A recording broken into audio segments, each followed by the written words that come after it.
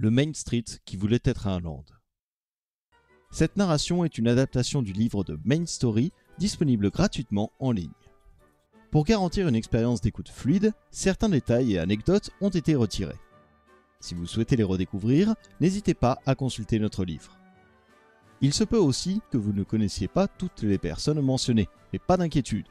Le livre est encore là pour vous aider, puisqu'à sa fin se trouvent de courtes biographies pour fournir un contexte supplémentaire. Avant-propos. Si Disneyland Paris a été créé par des fans pour les fans, cet ouvrage suit la même logique, dans le but de ravir les fans des parcs à thème, qu'ils soient initiés ou non. Son objectif est de raconter l'histoire derrière Main Street USA, surtout de la version française, et de mettre enfin en lumière le travail remarquable des artisans qui ont contribué à la grandeur et à l'authenticité de cette zone. Depuis 1992, les visiteurs du monde entier ont la chance de découvrir un parc Disney sur le sol européen. Disneyland Paris, anciennement connu sous le nom d'Euro Disney, propose une version améliorée des parcs précédemment ouverts, riches en détails qui surprennent toujours lors de la première découverte. Cependant, une partie du parc est souvent sous-estimée, voire oubliée par les Européens lors de leur passage. Il s'agit de Main Street USA.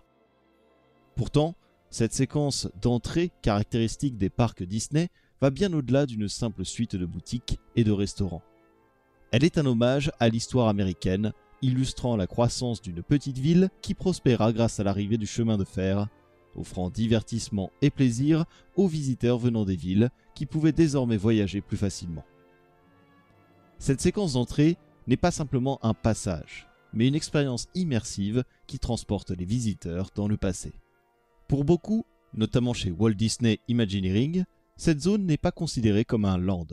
Cela s'explique par sa conception originale qui ne renfermait que des boutiques et des services aux visiteurs.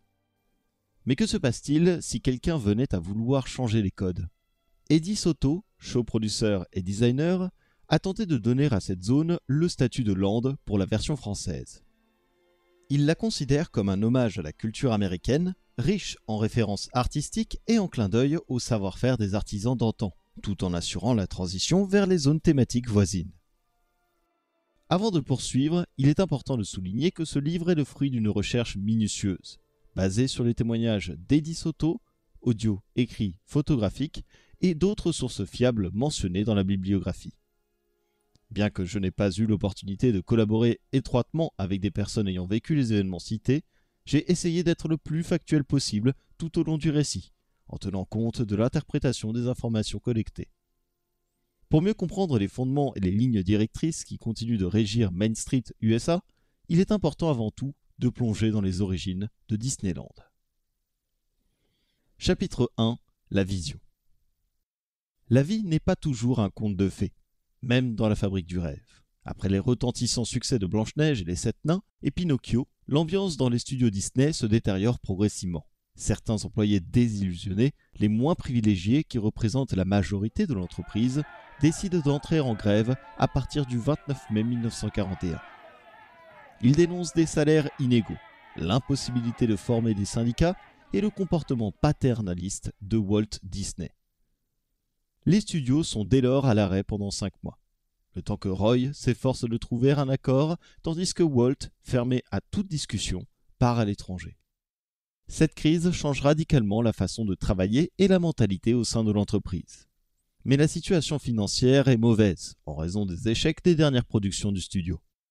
Ceci s'explique en partie par la Seconde Guerre mondiale, suivie d'un désintérêt du public durant l'après-guerre. Cela a représenté un autre revers pour Walt Disney Productions, dirigé par les frères Disney, Roy et Walt. Pour limiter la casse et préserver l'entreprise, il décide de s'associer avec des actionnaires, ce qui implique de leur laisser le pouvoir d'intervenir dans les décisions. Voyant son champ d'action se restreindre, Walt se désintéresse peu à peu des productions. D'ailleurs, il n'a jamais aimé les nouveaux locaux de Burbank, dans lesquels la société a emménagé en 1941. Il n'y retrouve pas l'esprit et la proximité qu'il affectionnait à Hyperion Avenue. Lui vient alors l'envie de s'éloigner et de tenter une nouvelle aventure. En quête de tranquillité, Walt se prend de passion pour les maquettes.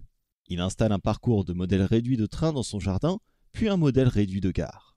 Sa passion pour l'univers ferroviaire date de son enfance passée dans la ville de Marceline, dans le Missouri. Et revoilà Walt avec une idée exploitable. Réaliser une exposition itinérante baptisée Disneylandia. Il collabore avec le maquettiste Ken Anderson, auquel il confie la création de 24 scènes miniatures représentant des moments de vie. Bien qu'avancé dans sa réalisation, le projet ne voit pas le jour. Walt n'est pas convaincu par son côté trop statique et son animation serait trop coûteuse. Il n'est pas le genre d'homme qui renonce et a besoin d'innover. Walt cherche à créer un nouveau genre de divertissement. Il va s'inspirer de ce qu'il a autour de lui pour en repousser les limites, conscient que depuis l'ouverture des studios Disney, le nombre de demandes de visites ne cesse de croître. Et puisque le succès de Knott's Berry Farm, un parc d'attractions créé en 1920 en Californie, rencontre un franc succès, la conjoncture est sûrement favorable à la création d'un nouveau lieu de divertissement. Toujours visionnaire, l'homme mise tout ce qu'il a sur ce qui s'avérera son dernier défi. Walt parcourt les États-Unis pour récolter des informations et des retours d'expérience sur ce qui doit être fait ou ce qui est à éviter. L'ampleur de la tâche est telle qu'il demande aux frères Bob et Bill Jones de faire de même en Californie afin de trouver des idées pour le parc à venir. Sa visite de la foire ferroviaire de Chicago, la Chicago Railroad Fair, et du musée Henry Ford est décisive. C'est là que naissent les balbutiements de ce que seront Disneyland et les fondements de Main Street USA.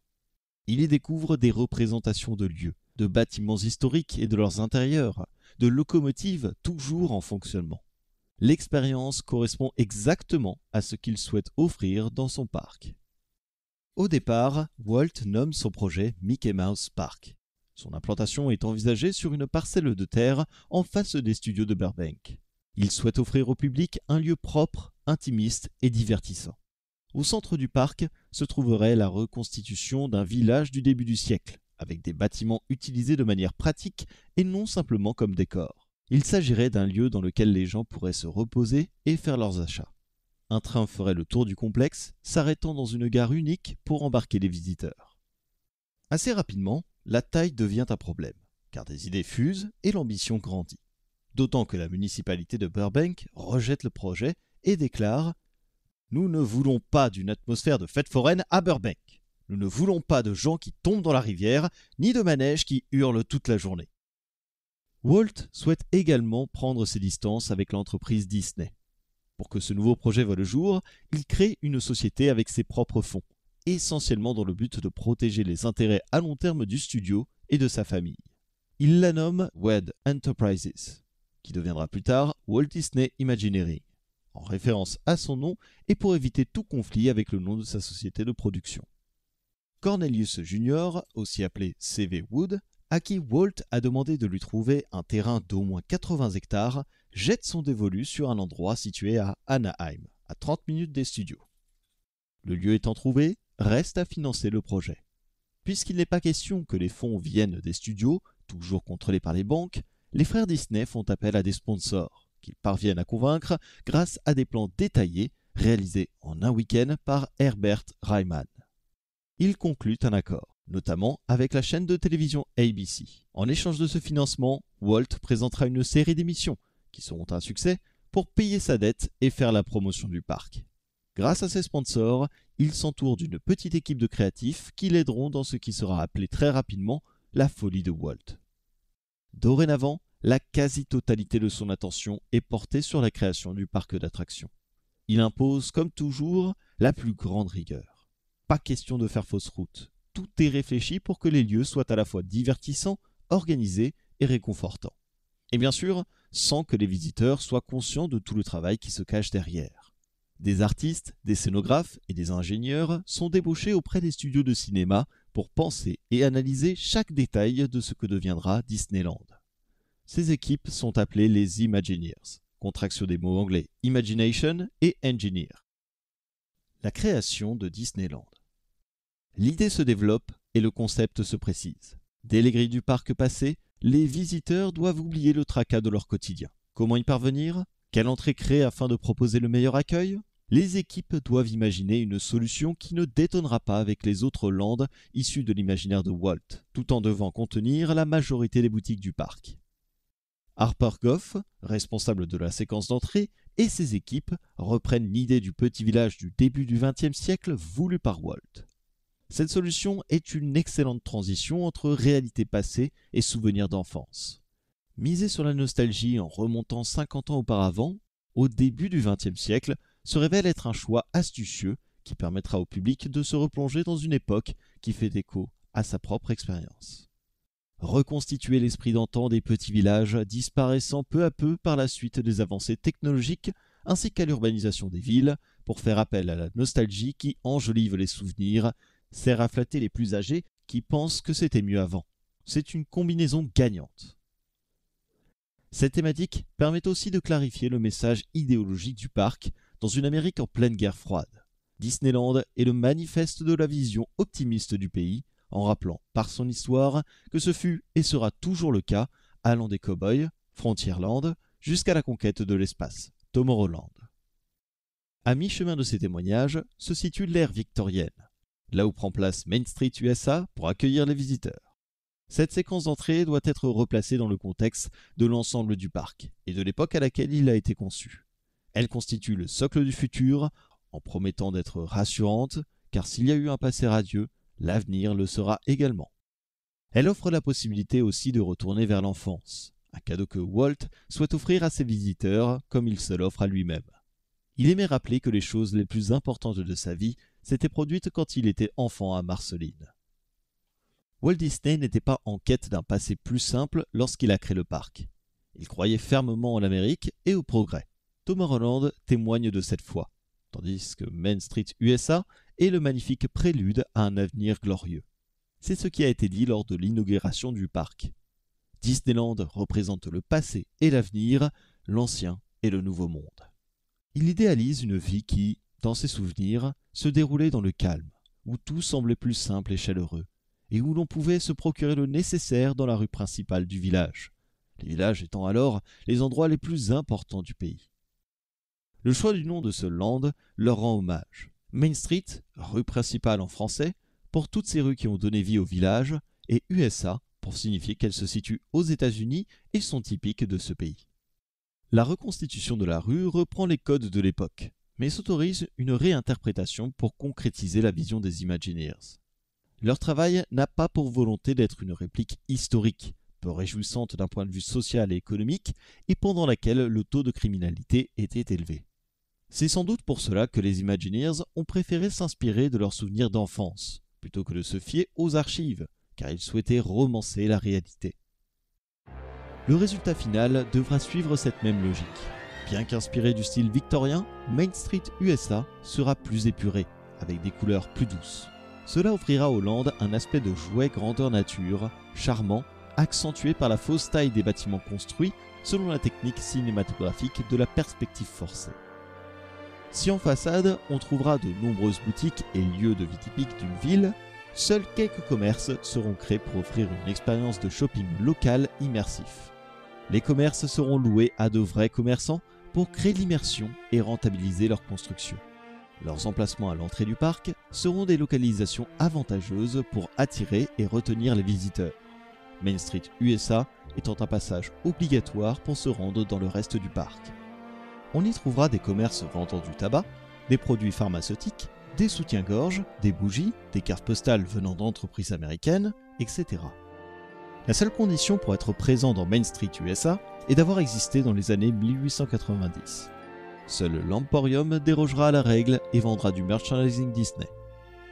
Que ce soit en intérieur ou en extérieur, tous les détails devront paraître fonctionnels et ancrés dans la réalité. Le souci du détail est poussé jusqu'à disposer des éléments factices nécessaires pour faire croire au réalisme des lieux.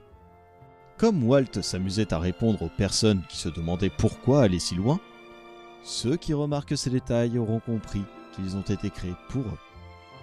Pour garantir l'authenticité et limiter les coûts, les meubles et les objets de décor seront chinés. Recréer des éléments décoratifs est un processus coûteux, qui n'est pas toujours avantageux lors de la réalisation d'un projet. Lors de l'installation des accessoires, de multiples essais seront réalisés pour trouver un bon équilibre visuel. Une fois trouvés et validés par les chefs de projet, ils seront assemblés et scellés avec précision. Le travail effectué à Disneyland est qualifié par l'architecte Welton Beckett de design total, c'est-à-dire harmoniser les éléments architecturaux, les intérieurs, les signes graphiques, les typographies et les couleurs afin d'éviter la cacophonie visuelle des vraies villes. Ce concept s'appuie sur 4 niveaux de détail que la WED Enterprises a imaginé et qui consistent à décomposer l'expérience du visiteur qui rentre dans un parc d'attractions. John Hench aimait les répéter à ses nouveaux coéquipiers pour qu'ils aient une vision d'ensemble de leur travail. Premier niveau, vision globale. Dans quel environnement et ambiance nous trouvons-nous? À la campagne, en mer, etc. Deuxième niveau, la précision du lieu. Où nous trouvons-nous réellement? Dans une ville avec une rue, des bâtiments, des trottoirs, des voitures. Troisième niveau, la concentration sur un bâtiment. On y découvre les textures, les matières, le style architectural, etc. Quatrième niveau, l'interaction. Le visiteur va toucher des matières et les ressentir. Quelles seront ses sensations?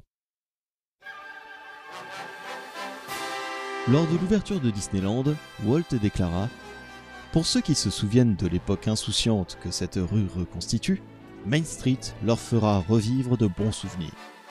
Pour les plus jeunes, c'est la possibilité de remonter le temps jusqu'à l'époque de la jeunesse de leurs grands-parents. » Grâce au travail rigoureux et pointilleux des équipes, le concept est un franc succès lors de l'ouverture de Disneyland en 1955 à Anaheim. Les visiteurs qui pénètrent dans le parc sont sous le charme. Certains n'arrivent pas à se contenir et sont même émus aux larmes en arrivant dans le land. De nos jours, seul Shanghai Disneyland ne reprend pas le thème du début du siècle. Le gouvernement chinois considère le thème comme anecdotique et trop américain. Les Imagineers ont été contraints de le réimaginer avec les personnages phares de Disney. Il devient une sorte de Toontown, moins subtil, mais qui remplit le rôle qu'on lui a attribué, celui d'une zone commerciale. Chapitre 2. L'héritage. Après le succès de Disneyland en Californie, Walt Disney se mit à rêver d'un deuxième parc. Il avait réalisé des études pour trouver l'emplacement idéal et avait rapidement compris que la Floride était un endroit qui attire les visiteurs. Lors de sa participation à la Foire internationale de New York de 1964, il rencontra le public de la côte Est et son envie de créer un parc de ce côté du pays s'est renforcée. Malheureusement, il n'a eu que le temps d'acquérir quelques terrains pour son nouveau projet avant d'être emporté par un cancer des poumons en 1966, avant que quoi que ce soit ne soit construit. Son frère prit le relais et décida de construire le parc en hommage à Walt. Il veilla personnellement à sa concrétisation sur les terres qu'ils avaient acquises quelques années auparavant à Orlando, en Floride. Bien que calqué sur le fonctionnement de Disneyland, l'ensemble est réétudié pour plus de cohérence. Rien n'est trop beau pour arriver à un résultat plus abouti. Le parc est plus grand, les bâtiments et leurs intérieurs sont repensés et plus détaillés. Un nouveau château de 55,8 mètres sort de terre, une taille monumentale dont rêvait Walt pour son parc. La rue principale bénéficie de plus de place, mais doit assumer ce nouveau symbole de taille. Pas question de donner l'impression d'être écrasé par le nouveau château.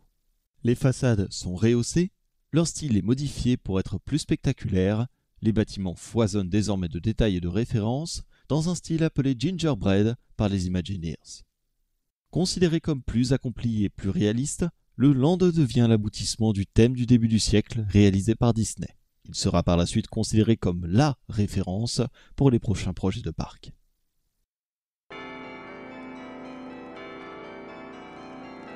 Le Magic Kingdom, nom donné à ce second parc, ouvrit ses portes en 1971 à Orlando. Malheureusement, Roy Disney mourut quelques mois plus tard sans pouvoir profiter pleinement du succès de sa création.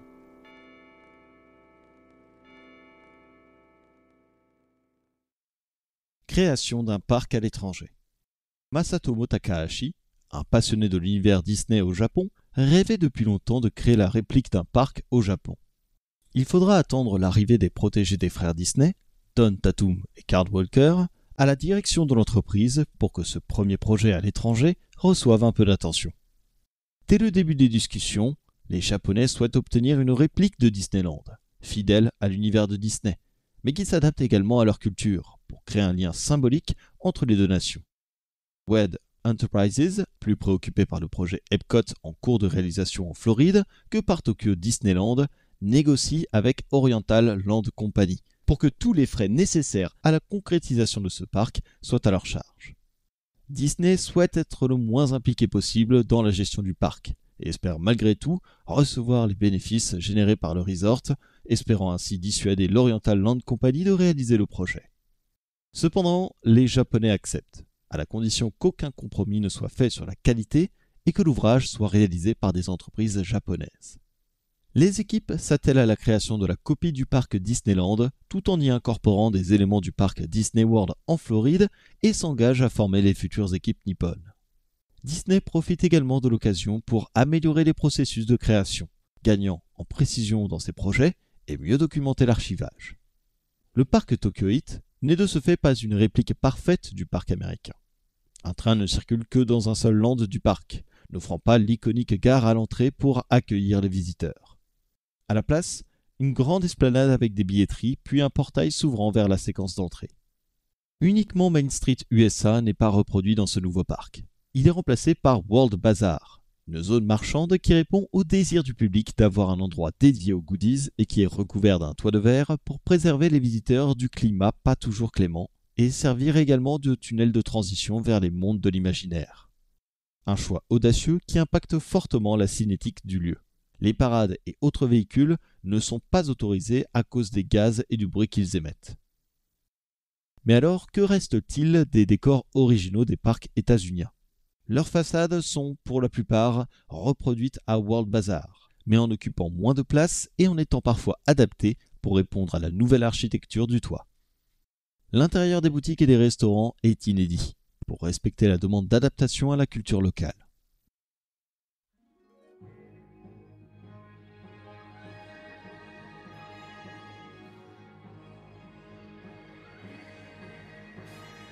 Tokyo Disneyland devient le troisième parc de type Magic Kingdom à voir le jour en 1983 et est, à la surprise générale, au sein de The Walt Disney Company, un énorme succès. Encore à ce jour, le parc reste le plus rentable de l'histoire de Disney, tant au niveau de sa fréquentation que de l'argent dépensé par les visiteurs. Après plusieurs décennies de créativité et de succès, Walt Disney Company se voit dirigé par une nouvelle direction incarnée par Ron Miller, le gendre de Walt Disney. Cette direction s'oriente davantage vers une vision financière de l'entreprise, axée sur la rentabilité plutôt que sur la création artistique. Cette orientation a pour conséquence une période d'austérité, marquée par une vague de licenciements. WED Enterprises, la filiale de Disney en charge de la création des parcs à thème, ne fait pas exception et subit également des licenciements massifs, perdant ainsi près de 90% de son personnel. Chapitre 3. Renouveau. Après 2 années à la tête de l'entreprise Disney, Ron Miller est remplacé en 1984 par Michael Eisner et Frank Wells dans le but de sauver l'entreprise. Ce duo rappelle celui des frères Disney, avec une complémentarité entre les instincts créatifs et la raison économique. Afin de clarifier la distinction entre la marque principale et les différents départements, Walt Disney Productions est renommé The Walt Disney Company, de même que les filiales qui changent parfois de nom, à l'instar de WED Enterprises qui devient Walt Disney Imagineering. Bien que les dirigeants ne soient pas des experts des parcs d'attractions, ils sentent le potentiel commercial des parcs Disney. Ils décident de remettre debout ce département et de redonner confiance aux équipes en rétablissant le dialogue, avec l'objectif de créer de nouvelles expériences mémorables. Grâce au succès de la modernisation des parcs Disney pour attirer un public plus jeune, et celui de Tokyo Disneyland à l'étranger, projet de longue date mis en pause en 1983, est relancée l'implantation d'un parc Disney au cœur de l'Europe. Dans un premier temps, les recherches se concentrent sur des lieux où la météo est clémente, comme en Espagne, où 2 endroits avaient été considérés et qui par la suite accueilleront 2 parcs d'attractions, PortAventura et Terra Mythica. Rapidement, le choix s'oriente vers la France, grâce à sa position centrale sur le vieux continent et son histoire en lien avec Walt. De plus, il compte aussi sur les différents avantages fiscaux que propose l'État français pour implanter le parc d'attractions. Cependant, la compagnie reste inquiète face aux conditions météorologiques. La construction du projet est dans un premier temps envisagée dans le sud du pays, mais c'est finalement Paris qui est sélectionné. De nombreux éléments indiquent qu'il s'agit de l'endroit idéal. Le nombre de voyageurs internationaux, la proximité de l'aéroport Charles de Gaulle, sa renommée internationale, Seule la météo désavantage le site francilien. Pour contrer ce problème, les dirigeants promettent d'ajouter un budget pour abriter les visiteurs. Pour la création de ce parc européen, il n'est pas question de faire une copie des parcs américains, mais plutôt de proposer une expérience qui s'adapte à la culture européenne. Michael Eisner souhaite marquer les esprits en offrant le plus beau parc à thème jamais créé par Disney, afin de montrer le savoir-faire de l'entreprise. Il sait que pour répondre aux exigences du vieux continent, il faut être le plus minutieux possible. Pour ne pas être limité dans leur démarche, les Imagineers devront s'associer à des artisans d'Europe pour créer l'authenticité, le raffinement et le niveau de détail espéré. Une première dans l'histoire de Walt Disney Imagineering. Rassembler une équipe. En anticipant la fin des négociations des différentes clauses avec le gouvernement français, Walt Disney Imagineering décide de prendre les devants en confiant à Tony Baxter, alors vice-président du design, la responsabilité de mener le projet d'Euro Disneyland. Grâce à ses qualités de leader, il a une vision claire des profils nécessaires pour composer ses équipes. Convaincu que des résultats exceptionnels ne peuvent être obtenus qu'en formant des équipes composées d'experts passionnés par Disneyland, Tony se lance dans la recherche de personnes adéquates pour chaque zone du parc, en favorisant d'abord les profils au sein de Walt Disney Imagineering. Tony reste cependant ouvert aux talents venus de l'extérieur. Étant une personne curieuse, il sait que cela permettrait de profiter des dernières tendances et nouveautés du milieu. Lors d'un repas informel, Bruce Gordon, bras droit de Tony, et Edward Soto discutent de différents sujets. Au cours de leur échange, Eddie partage son projet en cours chez Six Flags, l'attraction Power Plant. Cette attraction s'inspire de l'univers de 20 000 lieues sous les mers dans un style vernien connu sous le nom de steampunk. Elle est riche en détails, avec notamment des sous-marins et des machines grandeur nature. Bruce, connaissant l'intérêt de son partenaire pour ce style, décide de lui faire part de cette découverte. Impressionné et intrigué par ce projet, Tony se rend à Baltimore pour voir de ses propres yeux cette réalisation. Il est séduit au point de proposer à Eddie de rejoindre ses équipes pour réaliser Discoveryland. Une offre que ce dernier accepte sans hésitation. Cependant, étant donné que Tim Delaney vient de terminer de travailler avec succès le pavillon de Living Seas pour Epcot, il est considéré dès lors comme la personne la plus adaptée pour prendre en charge Discoveryland et son côté exploration. En guise de consolation, Eddie est nommé show producer et designer de Main Street USA, dont l'équilibre entre ces deux rôles est particulier. Mais en les unifiant, cela permet d'apporter une stabilité cohérente à la centaine d'experts qui collaborent pour atteindre un résultat à la hauteur des attentes. Toutefois, il y a un risque de subjectivité dans les choix à faire tout au long du processus de réalisation. Il est donc attendu du show producer qu'il organise et oriente son projet en fonction des créations des artistes. Il doit surveiller le budget tout en veillant à ce que tout se déroule sans accroc pour respecter les délais. Quant au show designer, il fournit une direction artistique à suivre jusqu'à la réalisation finale. Il défend cette vision en faisant les compromis nécessaires. Il doit avoir une vision précise de l'ensemble jusqu'au moindre détail pour s'assurer que tout est bien positionné et fonctionne harmonieusement dans son environnement. En plus de ces deux rôles, Eddie est également responsable de la construction du train du parc, l'Euro Disneyland Railroad. Au même moment que les rôles se définissent,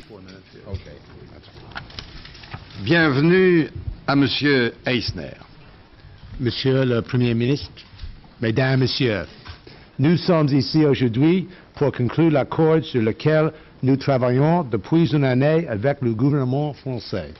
Nous sommes reconnaissants envers le Français de nous donner la possibilité de porter la magie de Disney en Europe. L'accord est finalement signé le 24 mars 1987, marquant ainsi le début de l'imagination, de la conception et de la construction du complexe qui deviendra un projet s'étendant sur une période de 5 ans, Euro Disney. S'adapter à son public. Si la version du Royaume Enchanté français conserve les différentes thématiques des lands originaux, les Imagineers savent qu'ils devront repousser les limites pour atteindre un résultat qui s'intègre à la culture locale afin de satisfaire l'œil aiguisé des Européens.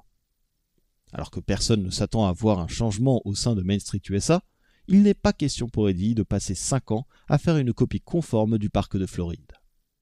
Il veut proposer quelque chose d'inédit, avec une nouvelle lecture et pourquoi pas ajouter des attractions afin que cette séquence d'entrée soit aussi attractive que les autres zones. Avant de construire ce land, il doit comprendre pourquoi il existe et en saisir l'essence, pour transfigurer l'univers des autres parcs pour rencontrer le même succès. Il doit également se poser des questions sur le public qu'il souhaite cibler. De quoi rêve-t-il? Que représente Disney à ses yeux? Qu'est-ce qui va l'émouvoir et le faire rester? Il a la certitude que si son équipe se base uniquement sur une nostalgie propre aux Américains, elle passera à côté de l'attente des visiteurs. Dans ce cas, peut-elle raconter une autre histoire? Si oui, laquelle? Heureusement pour lui, Tony est de son côté et compte bien raconter une nouvelle histoire. Pour se confronter à la culture locale, il faut aller voir sur place. Les leaders créatifs, hormis Tom Morris, show-producteur de Fantasyland, sont envoyés en Europe pour effectuer un travail de recherche qui permettra d'amener une profondeur supplémentaire dans la réalisation du parc. Ils sont accompagnés des dirigeants, Michael Eisner et Frank Wells, et de Tony Baxter qui veille à entretenir l'entente au sein de l'équipe. Durant leur voyage, ils visent différentes villes de plusieurs pays d'Europe où ils capturent et documentent leurs expériences. Ils se rendent également chez leurs concurrents, notamment à Europa Park, avec comme objectif de souligner la différence avec Disney. Drôle de surprise, ils ont à chaque fois la sensation d'être face à de mauvaises copies de Disneyland. Cela inquiète les dirigeants qui craignent que les visiteurs puissent penser que Disney ne fait que copier ses parcs européens. À la fin du séjour, Tony et Eddie sont arrivés à la conclusion que construire le petit village idéalisé américain, inspiré du style victorien importé par les immigrants dans le Nouveau Monde, n'est tout simplement pas le bon choix. À part les Britanniques, qui en sont familiers, les Européens n'arriveront pas à s'identifier à la version de Disney, puisqu'ils possèdent sur leur continent des centaines de bourgades avec leur propre style pittoresque qui n'ont rien à envier à ceux des États-Unis. Le constat est sans équivoque, ce n'est pas le bon choix pour Euro Disneyland. Au sein de Walt Disney Imagineering, ce n'est pas aussi évident de renoncer à ce thème qui fonctionne ailleurs. Certains clament même que Main Street USA n'est pas un land, mais seulement le paillasson d'entrée ou le bureau d'accueil pour le reste du parc, et qu'il n'est donc pas nécessaire de trop s'attarder dessus et encore moins d'y ajouter des attractions. Ce qui n'empêche pas Eddie, appuyé par Tony, d'envisager une nouvelle approche. L'idée est d'avancer légèrement la chronologie du 19e siècle au 20e siècle, jusqu'aux années 20. Les Imagineers se souviennent que les Européens sont fascinés par le jazz, le cinéma et les gangsters. Si l'histoire des États-Unis est difficilement exploitable dans le parc verbalement, en raison de la diversité de la langue des futurs visiteurs, ce n'est pas le cas des films et des ambiances qu'ils véhiculent. Plus représentatif de ce que les Européens imaginent des États-Unis, les équipes créatives travaillent sur ce thème, persuadées d'être sur la bonne piste, qui répond aussi à la volonté de la direction de présenter la culture américaine aux Européens. Dans cette équipe, Barbara Whiteman, Colin Campbell, Dan Guzzi, Edward Johnson et Nina Ray Vaughan vont fournir de nombreuses idées durant la phase de recherche conceptuelle pour ce nouveau thème. Sans oublier Herbert Ryman, sorti de sa retraite grâce à Marty Sklar, qui est devenu le mentor et conseiller d'Eddie durant la réalisation du projet. Trouver des concepts.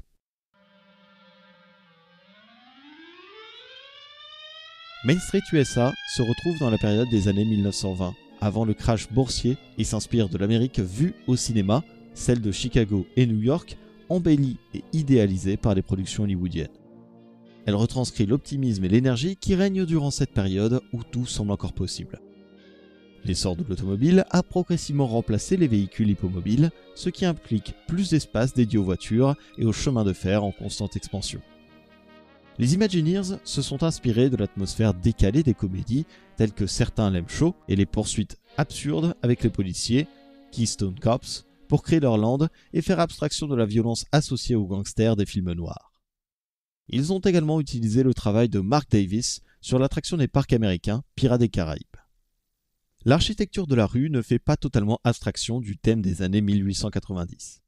Au contraire, elle va servir de base pour rappeler que le monde évolue avec l'apparition subtile de touches et de bâtiments de style art déco, privilégiant l'allure de rue de Culver City ou de Kansas City et s'éloignant des fameux gratte-ciels des grandes villes. Cette phase conceptuelle, surnommée Specifically Vague par Herb, permet de donner la direction sans s'attarder sur les détails.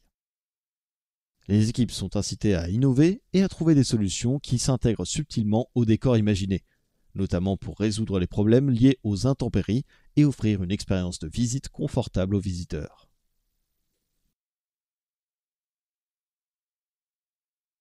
Les gares du Land. L'entrée du parc reste inchangée. La gare sert toujours de portail entre le monde réel et celui de l'imaginaire et reprend le design de Walt Disney World. Pour préserver les visiteurs du monde extérieur, un talus de terre entoure le parcours du train autour du parc. Plusieurs gares sont prévues sur le trajet pour déposer les voyageurs dans les différents lands. Sur Times Square, une seconde gare apparaît en hauteur, surnommée L-Train pour Elevated Train.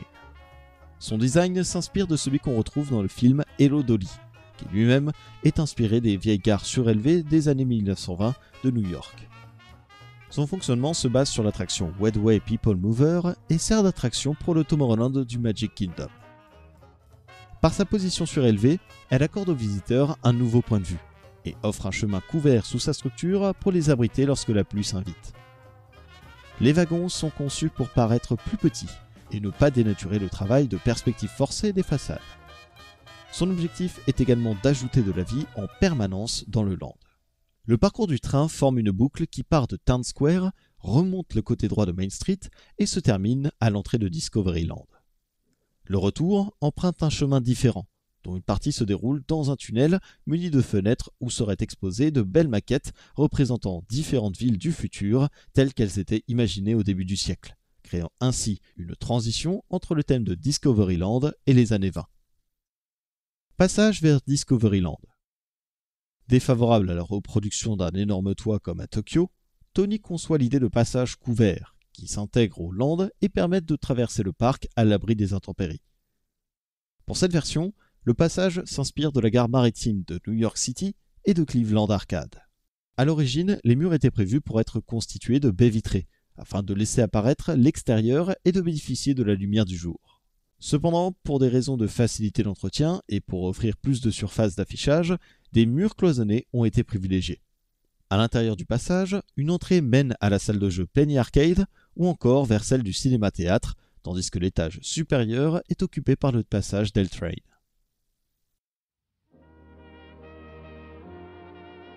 Bien d'autres lieux ont été envisagés, comme des restaurants et des boutiques, pour représenter la culture américaine à travers sa gastronomie et ses lieux emblématiques. On retrouve un diner américain tout droit sorti d'un tableau d'Edward Hopper, un bar clandestin speakeasy tenu par Al Capone pour offrir une expérience authentique, ou encore un Club 33 dans un train dissimulé dans Main Street, USA. Chaque boutique raconte une histoire et reflète une personnalité européenne, établissant ainsi un lien émotionnel avec les futurs visiteurs et souligne l'étroite relation entre l'histoire des États-Unis et celle du Vieux Monde. Pour en apprendre davantage sur ces différents lieux imaginés, n'hésitez pas à aller consulter le livre. Après avoir passé plus d'1 an plongé dans la conceptualisation de son projet, Eddie a réalisé qu'il avait besoin de faire une pause pour prendre du recul et revenir avec une perspective plus fraîche. Il a donc décidé de prendre des congés pour se ressourcer, en espérant revenir avec une nouvelle énergie pour poursuivre son travail. Chapitre 4. Un choix de raison. Pendant l'absence d'Eddie, ses équipes ont tenté de tenir bon face à la pression de la direction de Walt Disney Company qui souhaite revenir à la version du Main Street USA de Walt Disney World. Un vétéran de l'équipe affirme même que le projet est trop coûteux, avant même de connaître les estimations, et affirme qu'il n'est pas nécessaire de le budgétiser. De son côté, Michael juge depuis un certain temps que ce nouveau thème est trop éloigné de la formule originelle, qui fonctionne bien ailleurs. Il craint qu'avec l'ajout de gangsters et de bars clandestins, il y ait une perte de l'innocence du thème initial. Son financement devient un frein majeur. Après avoir lutté contre ces allégations pendant un certain temps, les équipes finissent par céder et acceptent de revenir au thème initial sans le consentement de leurs supérieurs, toujours en vacances. Lors du retour d'Eddie, la nouvelle ne se fait pas attendre, ce qui le dévaste. La colère monte, il se sent trahi de ne pas avoir pu défendre son projet et du manque de confiance en sa vision. Il veut continuer de se battre, mais plus personne ne souhaite le suivre dans sa démarche. En dépit de tous ses efforts, Eddie doit se résigner à accepter la décision. Il est difficile de voir tout ce travail accompli mis au placard pour recopier la version floridienne, ce qu'il avait toujours cherché à éviter. Il doit admettre à contre-cœur que chaque projet n'a pas toujours vocation à être réalisé. Il se sent amer et se désintéresse temporairement du projet dans lequel il se sent coincé. Il retrouve peu de temps après une énergie débordante pour éviter de simplement copier le Magic Kingdom en suivant les consignes imposées. L'objectif est d'aller assez rapidement puisque les échéances de l'ouverture du parc sont toujours imminentes et ne peuvent être décalées. Finalement, le temps prévu pour la réalisation des détails de la version précédente est utilisé pour faire de nouvelles recherches et à la réalisation de nouveaux plans. Trouver des concepts. Malgré les délais serrés, il est impératif de trouver une vision aussi précise que possible pour anticiper les imprévus qui pourraient surgir.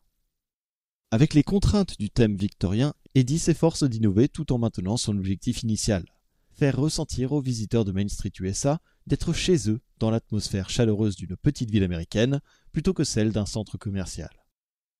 Pour y parvenir, il s'attelle avec son équipe à créer un land cohérent et à la personnalité subtilement racontée à travers ses façades. Chaque élément est important et donne des informations sur les habitants de ce petit village. Les équipes se penchent sur les films Disney qui se déroulent dans cette époque, tels que Pollyanna, Summer Magic, The Happiest Millionaire ou encore So Dear to My Heart, pour s'inspirer du look Disney créé par les scénographes qui ont également travaillé sur Disneyland. Mais l'ultime référence pour Eddie reste le plateau d'Hello Dolly, qui se caractérise par un niveau de détail poussé à l'extrême. C'est ce degré d'expérience qu'il souhaite offrir aux visiteurs tout en y ajoutant une dimension éducative supplémentaire. Pour attirer la clientèle européenne, qui est supposée être friande de culture et de musées, les Imagineers de Main Street USA cherchent à offrir une expérience culturelle vivante dans un décor ravissant. C'est aussi l'occasion de raconter l'histoire de l'homme qui se cache derrière la marque Disney largement méconnue en Europe. Cette vision séduit les décisionnaires qui valident la direction choisie pour le projet. Ce nouveau départ devait impulser un nouveau souffle et état d'esprit, mais l'ambiance n'est toujours pas au rendez-vous dans l'équipe. L'un de ses membres reste fermement en désaccord avec les choix qui transforment la charmante petite ville du début du siècle en une ville urbaine moins innocente, considérant que des éléments tels l'Ailtrain ou encore les câbles électriques visibles dans les différents lieux contribuent à cette transformation. Les divergences de vision ont finalement conduit à un remaniement de l'équipe et condamnent par la même occasion la réalisation du train. L'arrivée de nouvelles personnes apporte un nouveau souffle au projet, avec un regard neuf et une énergie renouvelée pour maintenir un rythme de travail soutenu pendant les 3 années suivantes. Réalisation de la version victorienne. En raison de contraintes budgétaires, la plupart des façades du land ont été empruntées à son homologue floridien, tandis que les intérieurs vont être complètement repensés. Eddie entre en résistance et saisit chaque opportunité pour offrir une expérience unique aux futurs visiteurs. Il peut compter sur le soutien de Tony Baxter, toujours présent pour l'aider à atteindre son objectif. Ce dernier est d'ailleurs reconnaissant de voir l'équipe aussi dévouée à la réalisation du land qui s'annonce plus beau et plus intéressant que ses versions antérieures. Durant cette phase, les Imagineers se plongent dans l'histoire des États-Unis, une démarche appuyée par le mentor d'Eddie, Herb, qui lui conseille « Fais en sorte que ça résonne dans l'esprit des gens. Ne réalise pas une copie pour faire une copie. Prends des livres et fais des recherches. Plonge dans le thème. Vis le truc à fond. » Ce travail de recherche approfondi va apporter de la crédibilité à l'œil du visiteur européen, habitué à vivre dans des environnements urbains anciens et fastueux, en lui offrant ce qu'il attend d'une plongée dans le passé. Les Imagineers vont encore une fois mériter ce nom grâce à leur génie inventif et créer l'illusion d'un land qui semble avoir vécu de nombreuses années alors qu'il est tout juste construit. Le lieu a l'ambition de lier l'authenticité de l'époque à l'apparence fantasmée de cette période dans les films Disney. Les détails architecturaux seront de style victorien, bien entendu, mais plus éclectiques, fantaisistes et détaillés que dans d'autres parcs. Mais attention à ne pas se perdre dans les détails, rappelle Tony. Bien qu'ils soient importants, ce ne sont pas eux qui vont interpeller le visiteur, mais bien l'originalité et l'histoire que véhicule un lieu. Il est dit que les détails vous persuadent, la réalisation globale vous bouleverse. Il est donc crucial de se concentrer sur les actions qui éveillent l'intérêt des visiteurs plutôt que sur les aspects secondaires. La meilleure conception est celle qui devient invisible, ne distrayant pas avec ses défauts, mais créant un environnement captivant. Pour gagner du temps, les équipes recyclent quelques idées passées. Les publicités sur les murs et les panneaux, les voitures ou encore le concessionnaire, en les adaptant au style et américaniser le lieu pour atteindre l'objectif premier de Michael Eisner, introduire les Européens à la culture américaine. Néanmoins, il est important d'éviter que cela ne soit pas de la propagande, ni que cela soit trop proche d'un village anglais. Tony Baxter veille à valider l'aspect final des projets, ainsi que la cohérence générale du parc. Tout au long du processus de création, il tente d'élever la conception du parc à son apogée, en amenant les show-producers à leur plus haut niveau d'ingéniosité et de créativité. Résumé en un mantra, si ça ne vaut pas la peine d'être sur une photo, cela ne doit pas être construit. Quand des doutes budgétaires apparaissent, Herb aime rappeler que le mauvais goût ne coûte pas plus cher. Autrement dit, la dépense sera identique en concrétisant un projet sensé et fondé sur l'histoire. Un conseil qui poussera les équipes à ne pas se restreindre tout au long du projet. Il n'est pourtant pas si simple de réaliser cette nouvelle version de Main Street USA, qui, bien qu'approuvée par la direction et le management, reste considérée comme une zone commerciale et non comme un land de divertissement. Les réticences sont grandes face aux zones d'attraction, car historiquement, chaque mètre carré se doit d'être rentable, afin d'éviter les pertes financières pour l'entreprise. Cela n'empêche pas Eddie de négocier avec les différents départements pour trouver le bon compromis pour réaliser les espaces imaginés. Ces lieux sont nécessaires pour divertir les visiteurs lors des journées de grosse affluence où les temps d'attente explosent aux attractions ou tout simplement pour flâner un peu dans le parc, le temps de souffler un peu. Trouver des solutions face aux inquiétudes météorologiques. Mais que se passe-t-il s'il pleut, s'il neige, s'il vente ? Il faut créer une expérience divertissante durant ces intempéries passagères, d'autant qu'un budget a spécialement été alloué pour incorporer un passage couvert au travers du parc de façon ingénieuse et originale. Rappelons que depuis le début, Disney s'est montré très préoccupé par le temps maussade parisien. Le grand toit de verre, comme à Tokyo, est très vite écarté. L'équipe, pas plus qu'Eddie et Tony, n'apprécie ni l'acoustique ni les ombres projetées par la verrière lors des beaux jours. Et ce serait dommage de renoncer aux parades et aux véhicules qui ne peuvent pas être accueillis dans un endroit clos. Michael Eisner, après avoir discuté avec l'architecte Robert Stern, qui lui rappelle que l'expérience de remonter Main Street USA est sacrée et que les visiteurs doivent se sentir comme dans une véritable rue à ciel ouvert, décide d'abandonner complètement cette idée. Alors que faire ? Installer de simples allées couvertes pour faciliter le flot des visiteurs ? Eddie réfléchit à une solution qui les intègre dans le paysage.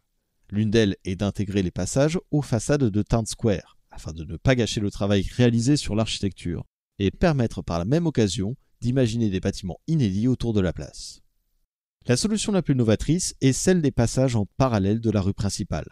Appelée par la suite Liberty Arcade et Discovery Arcade, l'idée aurait été soufflée par Roy Disney, s'inspirant de Burlington Arcade à Londres, copié par chance à Pasadena en Californie. D'autant que durant les réunions de brainstorming, Michael Eisner réaffirme que les visiteurs doivent être heureux, quelles que soient les conditions météo. Les équipes décident de faire des arcades un lien vers les landes adjacents dans lesquels aboutissent les passages. Pour créer ces transitions, des expositions permanentes seront là pour introduire les sujets des immigrants trouvant refuge dans le Nouveau Monde et des inventions améliorant le futur. Michael Eisner demande d'ajouter des portes à leurs extrémités pour pouvoir les fermer et canaliser les visiteurs vers la rue principale s'il s'avère qu'ils passent trop de temps à l'intérieur. Un autre budget a été octroyé par le PDG pour rendre Main Street USA plus chaleureuse et tenir les visiteurs au chaud durant l'hiver. Au total, 13 endroits bénéficient de poêles et ou de cheminées. La présence des becs de gaz des arcades s'inscrit également dans ce plan. Comment accueillir les visiteurs ? En plus des passages couverts à intégrer au parc, les équipes de Walt Disney Imagineering doivent réfléchir à l'entrée du parc et à ses environs. Il faut imaginer un lieu qui serve de zone tampon pour accueillir et contenir les nombreux flux de visiteurs arrivant de divers endroits, parking, hôtels ou trains. Si au départ, il est question d'avoir une grande zone sans végétation, à l'instar du parvis du Centre Pompidou à Paris, ce n'est pas au goût de tout le monde. Tony Baxter souhaite offrir une expérience dès l'arrivée des visiteurs. Il demande aux Imagineers de travailler sur l'esplanade en s'inspirant des jardins de Tivoli au Danemark. Le design final, imaginé par Jack Perry, répond à plusieurs critères. Fournir une entrée et une sortie au parc, créer un endroit où les leftos pourraient se détendre avant l'ouverture et où se retrouver après leur visite du parc, ainsi que fournir une belle vue depuis l'entrée. Comme un leitmotiv, la question revient. Et si la météo est mauvaise? Il ne faut pas que les visiteurs attendent sous la pluie lorsqu'ils achètent leur ticket à l'entrée du parc. Au début des années 1990, l'informatique ne domine pas encore le monde. Aller chercher ses billets au guichet est un passage obligatoire et les files d'attente sont parfois très longues. Concevoir une billetterie capable d'absorber un tel flux se révèle une véritable épopée. Les équipes réalisent qu'au vu du nombre de visiteurs attendus, les estimations donnant 11 à 14 millions de visiteurs annuels, il n'est plus question d'un petit bâtiment, mais qu'il faut envisager la mesure du terrain en hectares. Tony propose de thématiser ce portail pour que sa hauteur ne jure pas avec Main Street USA. L'un des concepts suggérés est une grande structure de verre s'inspirant du Crystal Palace londonien disparu. Si visuellement l'idée plaît, sa réalisation est jugée trop coûteuse et peu confortable en raison des courants d'air et du bruit ambiant. Lors d'une réunion, Tony, ou peut-être Michael, lance l'idée de transformer ce toit en hôtel. Eddie argumente dans le même sens et propose un petit hôtel qui s'intègre dans la séquence d'entrée, une sorte de Club 33 composé uniquement de quelques suites. Le bâtiment se rentabiliserait tout seul grâce à son usage, tout en gardant la billetterie en dessous. Marty Sklar propose le style Queen Anne du Grand Hôtel à Mackinac Island, représentatif des États-Unis selon lui. Tony est de plus en plus séduit par un véritable hôtel, tout comme Gary Wilson. Cependant, ce dernier estime qu'il devra être bien plus grand. Le projet est proposé à Michael Eisner qui le refuse, faute de budget. Mais Tony croit fermement au projet. Il ne se démonte pas et propose lors d'une réunion de supprimer l'hôtel au bord du lac, le Disney Las Vegas de Robert Venturi, qui serait remplacé par celui à l'entrée du parc, fâchant par la même occasion l'architecte. Ce n'est qu'après de nombreux pourparlers que le choix est fait en faveur du Disneyland Hotel. Pour financer le projet, le service comptable doit savoir combien de chambres seront nécessaires. Pour que le projet soit rentable, l'hôtel gagne rapidement en ampleur et en hauteur. Eddie, témoin de l'expansion du projet aux portes du parc, s'inquiète de plus en plus qu'il dépasse la taille des bâtiments emblématiques de Main Street USA. Son travail sur le land serait dénaturé s'il devait rester dans l'ombre du mastodonte. Pour éviter les mauvaises surprises, il donne la direction et l'échelle à respecter via une première élévation basée sur l'hôtel Disney's Grand Floridian Resort and Spa. Eddie ne peut pas ajouter la gestion de ce nouveau projet à sa charge de travail. C'est pourquoi la direction en est donnée à Dana Charles Aiken et Jack Perry. Ces derniers continuent de collaborer avec lui, bien évidemment, pour garder une cohérence globale. Les suites prévues dans le parc sont abandonnées en raison d'un nombre de chambres insuffisant pour garantir la rentabilité, des problèmes d'accessibilité et de la gestion des visiteurs dans le parc. Tic-tac, le temps presse. La course contre la montre est lancée. Les équipes s'efforcent désespérément de rattraper le temps perdu suite au changement de thème.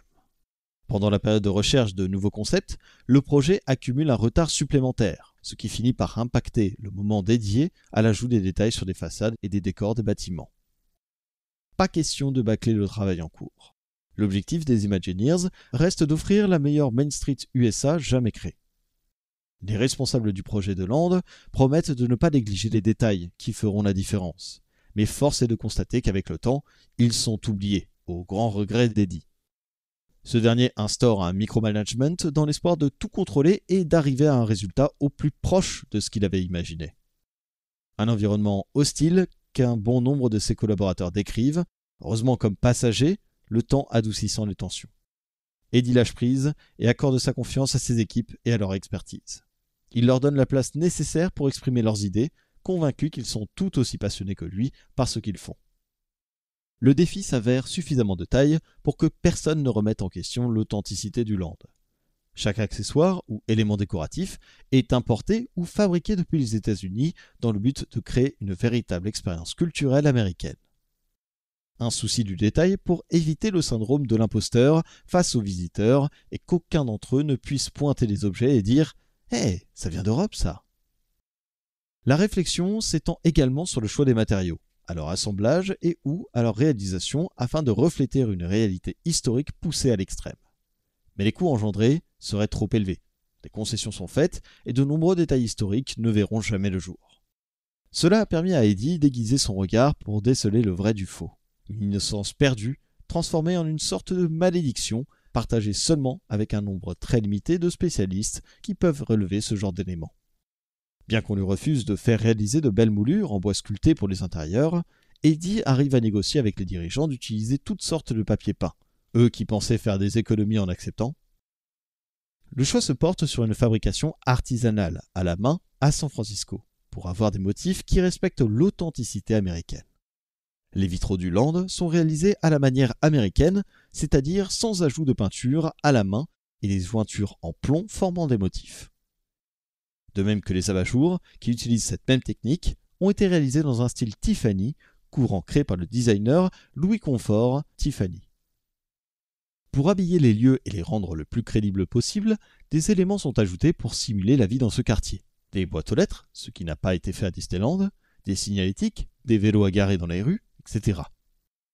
De longues listes d'objets à dénicher sont constituées afin d'éviter que les coûts dérapent ainsi que les délais de production. Ces listes sont ensuite données aux accessoiristes pour qu'ils entrent à leur tour dans la danse. Ils sont répartis en 2 équipes pour sillonner les marchés, les antiquaires, les salles de vente, les artisans, n'importe quel endroit en Europe, en Afrique et aux États-Unis pour trouver ce qu'il faut pour décorer, voire même un peu plus que nécessaire. À San Francisco, Connie Holtz trouve tous les objets nécessaires pour le restaurant Cable Car Bake Shop. Des illustrations, un plan du tramway et même des câbles d'origine pour constituer un vrai petit musée. Tandis qu'à Beverly Hills, c'est grâce à un collectionneur de maquettes, Cliff Peterson, qu'il a été possible de constituer une véritable exposition dans la Discovery Arcade. Ce n'est pas toujours simple de trouver les objets listés comme le chauffe-serviette de Dapper Dan's Hair Shop. Bien sûr, les équipes souhaitent en plus qu'ils soient fonctionnels. Mais ces appareils qui étaient fragiles sont tombés en désuétude. Et c'est par hasard que Bethan Brody finit par le trouver lorsqu'elle se réfugie dans un restaurant durant un soir d'orage. La plupart des luminaires, également chinés, ont dû être recablés pour convenir au voltage européen, entraînant un travail titanesque qui rendra les électriciens un peu fous.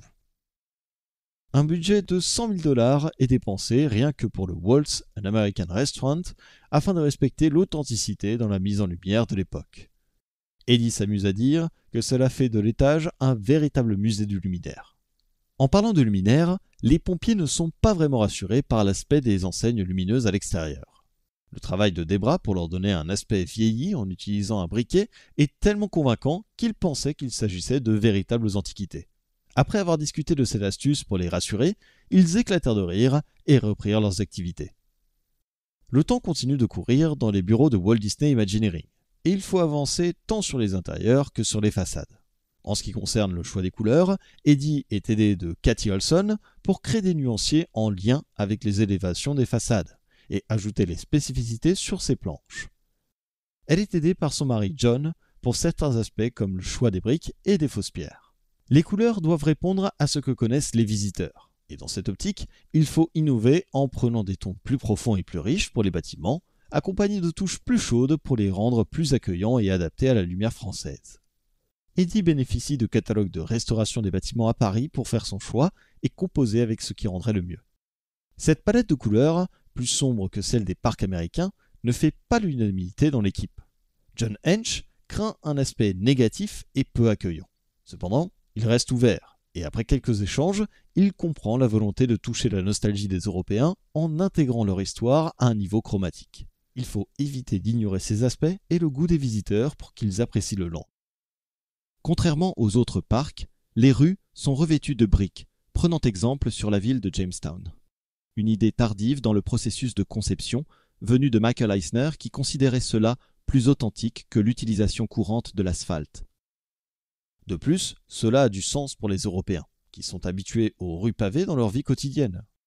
Eddy s'est documenté sur les villes américaines qui ont utilisé les routes en briques afin de savoir comment les disposer et les rendre plus réalistes. Il a fallu convaincre Jim Cora de sa valeur ajoutée pour réaliser cette idée. Toutefois, cela n'a pas été difficile, car il a rapidement compris les avantages de pouvoir effectuer des réparations sans endommager la rue en retirant seulement quelques pavés. Durant la seconde moitié de l'été 1988, les travaux de terrassement du parc sont lancés. Il faut réaménager les terres pour accueillir les différentes structures qui constitueront Euro Disney Resort. Depuis la Californie et sur place, Eddy est accompagné de directeurs artistiques tels qu'Eddie Johnson, Ron Esposito, Debra Rager et Susan Cowan, des architectes d'intérieur dirigés par Sandy Mullally, soutenus par Peter Kelly, Juan Delgado, Kim Minichiello, et d'artistes en tout genre comme Maureen Johnson, Linda Sue Parker et bien d'autres encore. Mi-septembre 1988, l'équipe chargée de la construction s'envole une première fois pour l'Europe. De nombreux allers-retours sont ensuite effectués jusqu'à l'ouverture pour veiller à l'avancement de la construction à Marne-la-Vallée et de la création des décorations, majoritairement en Angleterre.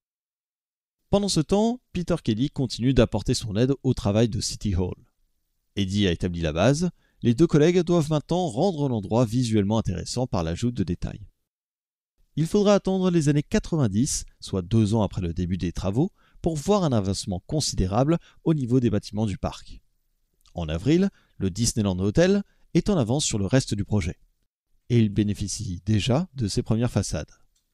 Les fondations de Main Street USA sont achevées dès juillet et permettent l'élévation des autres édifices qui constituent la rue. Durant les visites, les Imagineers continuent d'alimenter leurs sources d'inspiration et d'amender les croquis des conceptions des landes.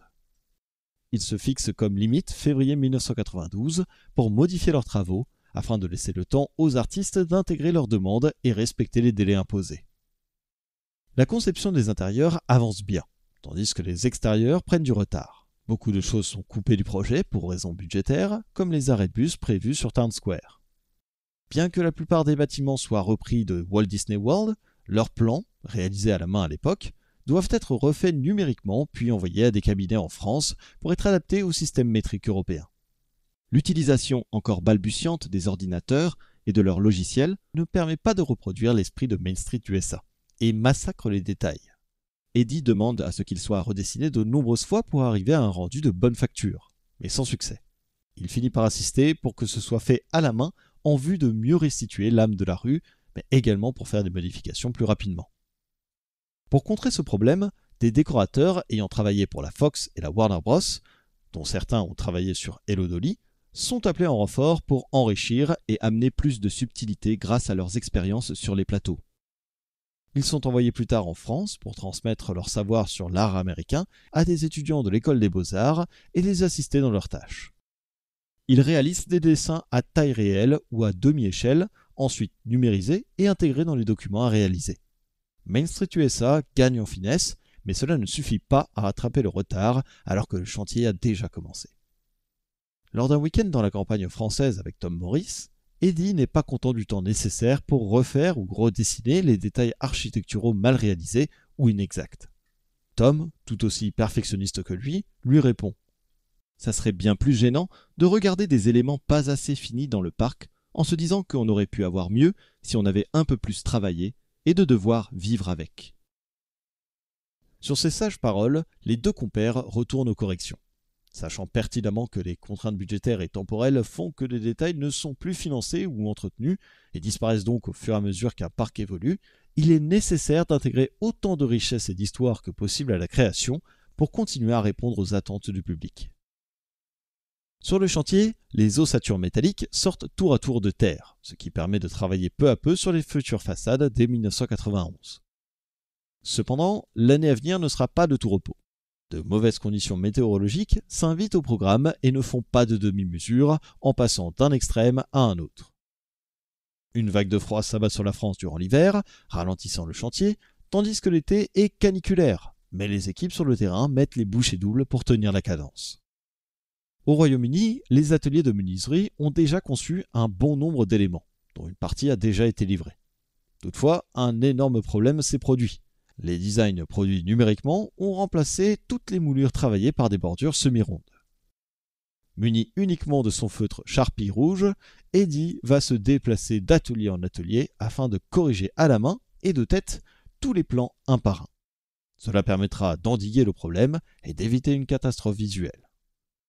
Les finitions des travaux devaient être réalisées par des entreprises françaises, suite au travail d'adaptation des mesures des plans, mais elles furent disqualifiées. Plusieurs entreprises s'étaient entendues pour gonfler leurs prix pour l'occasion et berner Disney. Le choix s'oriente finalement vers des compagnies suisses et irlandaises. Malgré tout, la France n'est pas complètement exclue. Grâce à son savoir-faire en peinture, les magnifiques faux bois et marbres sont pour elle. Un travail de coordination tout à fait unique à travers plusieurs pays, montrant que Euro Disney est un véritable projet européen. 9 mois avant l'ouverture, Eddie s'installe à Paris pour être au plus proche du chantier et pouvoir intervenir rapidement. Le travail sur le chantier est à nouveau rendu difficile à cause du temps durant l'hiver et le printemps. Aucun répit pour les équipes qui peignent les façades. Les peintures gèlent avant même d'être appliquées ou se décollent entre les couches à cause de l'humidité ambiante. Les bâtiments sont bâchés et des chauffages de chantier ont été ajoutés, mais cela ne règle pas le problème pour autant. À un mois de l'ouverture, le chantier n'arrive pas à la hauteur des espérances initiales, et ce, malgré la mise au propre des dessins réalisés par Ed Johnson. D'ailleurs, certains détails ne sont même pas construits. Eddie, très angoissé, se demande s'il ne vient pas de perdre 5 ans de sa carrière et pèse chacune de ses décisions avec l'espoir que tout fonctionne. La qualité de la production est bien en dessous de celle prévue, et de moins bonne facture que la version floridienne. Le béton utilisé pour les trottoirs est de mauvaise qualité et s'effrite facilement. Les façades sont réalisées en MDF, un matériau peu résistant aux intempéries. Frank Wells passe sur le chantier pour voir l'avancement du parc à ce moment-là et demande à Eddie si la réalisation de Main Street USA se déroule bien. Ils font le tour du chantier et en arrivant dans les arcades inachevées, Frank les trouve trop sombres et trop simplistes. Malgré quelques explications, il reste sur sa première impression, persuadé qu'elles ne sont pas aussi alléchantes que la rue principale et qu'aucun visiteur ne viendra les voir. Pendant cette visite, Eddie joue la carte de la franchise. Il se lance et explique qu'ils ont finalement rattrapé le retard du début, mais que la précipitation a nui à la qualité de certains aspects clés. Timidement, il sort de sa poche des Polaroids, faisant la comparaison volontairement brutale entre Walt Disney World et Euro Disneyland, et ajoute « Nous pouvons arranger cela si nous investissons et agissons aujourd'hui. » Frank est abasourdi. Après un moment de silence, il demande ce qui est nécessaire pour éviter la catastrophe. Il est hors de question de déplacer la date prévue d'inauguration, et il est impossible de faire marche arrière avec tout le marketing qui a été lancé depuis avril 1991. Devoir tout reprogrammer entacherait la réputation de la compagnie et coûterait bien plus cher. Il accepte de débloquer une rallonge budgétaire. Le nouveau budget a été négocié par Mickey Steinberg, Production Head à WDI, fervent défenseur des projets et des équipes et fier de ce qu'elle crée. Les dirigeants n'hésitent pas à répondre aux demandes émises et octroient les subsides nécessaires. Grâce à quoi, des architectes d'intérieur de chez Imagineering viennent à la rescousse du projet, ce qui permet de l'embellir et de régler certaines problématiques, ainsi que d'apaiser par la même occasion les consciences de certains, comme celle de Frank Wells. Le supposé problème de luminosité des arcades sera résolu par 80 lampes à gaz. Un atelier est créé à proximité du parc dans un entrepôt de marchandises pour tenir la cadence jusqu'à l'ouverture. Il est nécessaire de faire preuve de créativité dans les solutions à trouver pour être certain de remplir les objectifs. Les équipes s'occupent d'ajouter des détails, avant tout à la hauteur de ce que voient les visiteurs pour que l'immersion fonctionne. Puis, c'est au tour des façades d'être améliorées. De belles corniches et des encadrements de fenêtres sont ajoutés. Elles sont également repeintes en même temps que se font des ajouts pour garder une finition la plus propre possible. Si certaines pièces en bois demandent trop de temps pour être sculptées, comme les encadrements de portes de la salle Art Nouveau du Waltz an American Restaurants, les Imagineers les réaliseront en argile le jour et elles seront moulées durant la nuit, tandis que les détails des meubles, les autres, seront peints à la main par des étudiants en art venus en renfort depuis l'Irlande pour éviter les problèmes de communication. Sur les trottoirs sont ajoutées de petites plaques en bronze en l'honneur d'Elias Disney, père de Walt qui était réellement entrepreneur. À l'origine, il était prévu que le nom soit incrusté dans le trottoir, comme cela se fait aux US. En testant l'idée, il était impossible d'obtenir une image lisible, le béton étant de trop mauvaise qualité, la plaque fut la solution de rechange. Pour renforcer la crédibilité de la rue et la sensation d'être dans un musée vivant, 4 plaques d'égout antiques provenant de différentes villes américaines seront acheminées pour décorer la rue avec leurs designs originaux. Il y a 2 reproductions de Central City et Colorado, Chicago, Croton de New York City et Baltimore Federal District. Leur présence sert aussi lors de l'attente de la parade sur le trottoir. Elles vont attirer l'attention et renforcer le fait que les visiteurs sont toujours dans un autre monde. La végétation de Main Street USA a bénéficié des précieux conseils de Bill Evans, un vétéran de Walt Disney Imagineering ayant travaillé sur Disneyland. Il a recommandé certaines essences spécifiques pour les places Town Square et Central Plaza, contribuant ainsi à l'atmosphère unique de ces lieux. La rue est plantée de nombreux arbres au feuillage persistant pour accentuer son côté accueillant et vivant tout au long de l'année. Un travail réalisé par Paul Comstock qui doit veiller lors de sa sélection à ne pas choisir des spécimens trop grands ni trop denses afin d'éviter la concurrence avec le château ou les façades. En peu de temps, les changements sont spectaculaires dans la rue et par la même occasion reboostent toute l'équipe pour la fin du projet. Dernière ligne droite. 2 semaines avant l'ouverture, il est temps d'ajouter la touche finale avec les différents accessoires assemblés et ramenés en Europe dans un conteneur. La direction du projet de Walt Disney Imagineering craint que les équipes ne passent trop de temps à peaufiner l'installation des détails. Sans consulter personne, elle choisit d'enlever tous les conteneurs du chantier pour marquer la fin de la mise en place. Malheureusement, les boutiques de Main Street USA sont loin d'être finies et certaines sont carrément vides et attendent encore d'être décorées. Eddie panique et essaie de retrouver ses accessoires et meubles. Après une recherche éperdue, ils sont retrouvés dans un petit village voisin. Il a fallu attendre que le responsable ait quitté la ville pour le ramener en douce. Tout le monde travaille d'arrache-pied jour et nuit pour que ce soit une réussite. Les équipes veulent prouver qu'elles sont capables d'apporter la qualité Disney et de répondre aux attentes des professionnels et du public. Malgré tout, la direction choisit de faire des économies et renvoie la plupart des équipes créatives une semaine avant l'ouverture pour éviter les itérations de dernière minute alors qu'il reste une liste impressionnante de finitions à accomplir. Cette dernière semaine est pénible pour les quelques membres de l'équipe de Walt Disney Imagineering restants. Seuls 1 ou 2 ouvriers continuent de travailler pour Main Street USA. L'angoisse de la deadline approche et il faut installer le plus rapidement tout ce qui est possible. Les bourdes de dernière minute s'enchaînent et ralentissent le travail. L'éclairage du land est un véritable cauchemar. Le système d'éclairage est mal câblé, impossible de trouver le bon disjoncteur pour alimenter un circuit spécifique. Certains luminaires ne s'allument tout simplement pas. Les drapeaux aux 43 étoiles ne sont pas encore hissés sur les mâts des toits, il manque des câbles et des poulies pour les accrocher. Les jardinières ne sont pas remplies de fleurs. Une sensation d'inachèvement s'installe malgré l'acharnement tout au long du projet.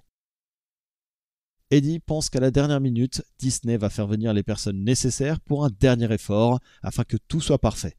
Mais ce n'est pas le cas. La pression continue d'augmenter et ne repose désormais plus que sur les personnes restantes, qui font du mieux qu'elles peuvent face aux échéances imminentes. La nuit qui précède l'ouverture est glaciale, et vers 3 heures du matin, Frank Wells et sa femme décident de se rendre une dernière fois dans le parc avant l'hystérie de son ouverture. Ils se rendent compte qu'il reste du monde en action dans le parc. Quelqu'un sur une nacelle élévatrice installe des fleurs en plastique dans des jardinières avec quelques ouvriers. Cette personne, c'est Eddie, obstiné jusqu'au bout et passionné par son projet. Très étonné, Frank se demande ce que fait Eddie la veille de l'ouverture sur une nacelle à finir lui-même le travail.